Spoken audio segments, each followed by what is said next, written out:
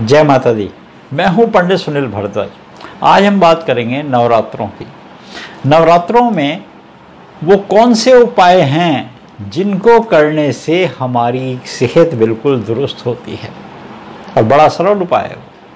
और एक और उपाय जिसको करने से हमारे घर में धन धान की कृपा होती है।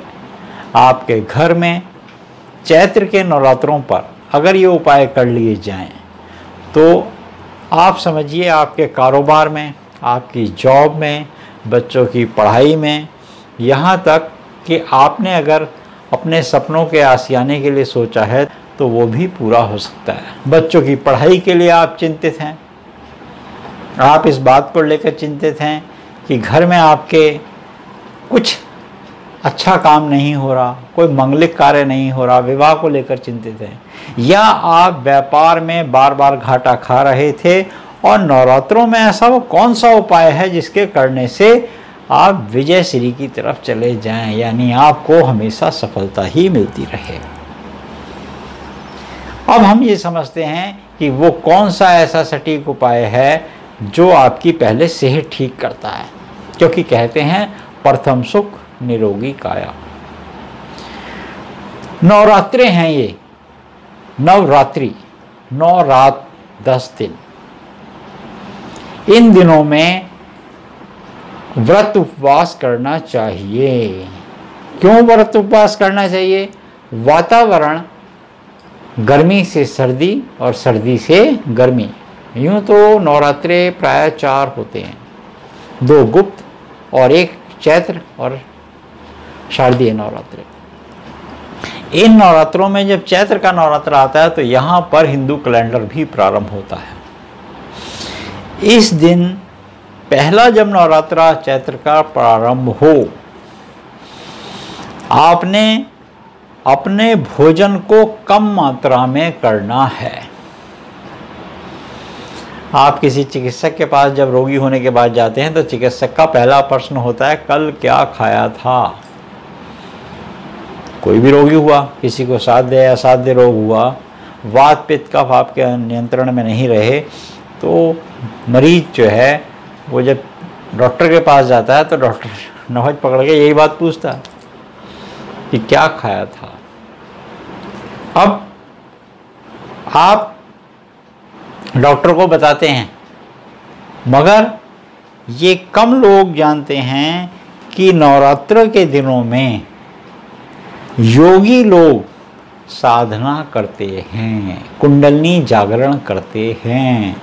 ये कुंडलनी जागरण आपकी वात पित्त कफ को नियंत्रण करता है, आपकी मन बुद्धि चित्त अहंकार, मन बुद्धि चित्त अहंकार इनको नियंत्रण करता है। कोई भी व्यक्ति अगर 9 दिन फलाहार पे रहता है, कम भोजन करता है, संध्या काल के समय भोजन नहीं करता, प्रातःकाल जब सूर्य नारायण उगें उसके 12 बजे तक भरपूर भोजन कीजिए, फलाहार, मगर उसके बाद अपरांत के बाद माध्यम, उतना ज़्यादा भोजन नहीं, जो भी फलाहार लेना चाहते हैं। संध्या काल में जब सूरज अस्त हो उससे पहले पहले सूरज अस्त तक आप कुछ ना कुछ ग्रहण कर लीजिए, उसके बाद मत लीजिए। अगर आपको फिर भी भूख लग रही है क्योंकि आपको आदत है तो हल्का सा गाय का दूध पी सकते हैं। आपने अगर इसको नियंत्रण कर लिया 9 दिन तो आपकी कायाकल्प हो जाएगी। आप देखेंगे कि आपका बॉडी का इम्यून सिस्टम भी बहुत स्ट्रांग होगा, आपको नींद भी बहुत अच्छी आएगी। और आप प्राणायाम साधें इस दिन, ये जो दिन है इनमें प्राणायाम साधें, ध्यान करें, देवी के मंत्रों का आह्वान करें, आपकी काया निरोगी होगी। कम खाएं, फलाहार करें और व्रत करें, क्योंकि वातावरण मिक्सिंग होता है, सर्दियां से गर्मियां और गर्मियों से सर्दियां, वो भोजन सड़ता है। आपकी जठराग्नि को इन दिनों में आराम देने की आवश्यकता होती है। हमने 12 बजे तक का समय इसलिए बताया, सूर्य जैसे जैसे उगते हैं, जैसे जैसे सूर्य चढ़ते हैं, जठराग्नि की अग्नि प्रज्वलित होती है, उस समय बहुत तेज होती है। उस अवस्था में अगर आप भोजन करेंगे तो वो आसानी से पकेगा। ये आप पूरे वर्ष अपनाएं, मगर नवरात्रों के दिनों में सिर्फ और सिर्फ आप अन्न ना खाएं, इससे आपकी काया निरोगी होगी। तो ये तो थी काया की बात कि आपकी काया निरोगी हो, और यही कहा गया है कि प्रथम सुख निरोगी काया। अब बात करते हैं कि अगर आप अटूट लक्ष्मी, अखंडता चाहते हैं, हर चीज़ में विजय चाहते हैं, हर चीज़ में सफलता चाहते हैं, और आप चाहते हैं कि आपके घर में एक राजा जैसा या एक लक्ष्मी नारायण जैसा घर हो, या आप ये चाहते हैं कि आपके घर में सब संपन्न हो, तो क्या करें? एक तिकोना झंडा ले आइए। साल का प्रथम दिन है, तिकोना झंडा हो जिसको पताका भी बोलते हैं, जय माता की लिखा हुआ हो, गोटे से खुद लिख लीजिए। जय श्री राम लिखा हुआ हो, जय माता की लिखा हो, लाल रंग का झंडा ले जाइए। अपने घर के उत्तर पूर्व के मध्य में सबसे ऊपर किसी बांस में लगा दीजिए, और याद रखिएगा जिस बांस में लगाएं तो उसकी 3 गांठ तो कम से कम हों, 2 गांठ से कम नहीं होनी चाहिए। ऐसे डंडे में लगा दीजिए। उस डंडे में लगाने के बाद आप उस पर तिलक कीजिए, अक्षत चढ़ाइए,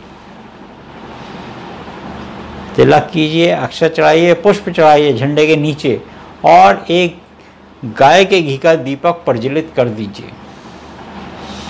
पीली सरसों लीजिए उल्टे हाथ में थोड़ी सी, पूरब, पश्चिम, उत्तर, दक्षिण, ईशान, आग्नेय, नैऋत्य, वायु, आकाश, और अपने सिर के ऊपर से उतार के नीचे छोड़ दीजिए पाताल में।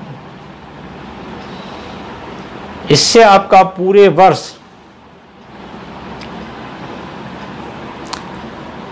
आरोग्यता रहेगी, पूरे वर्ष आप पे धन का भंडार खुला रहेगा, कुबेर की कृपा रहेगी, सभी दिशाएं आपके अनुकूल रहेंगी, 10 दिक्पाल आपके नियंत्रण में रहेंगे। पताका आपका फहराता रहना चाहिए।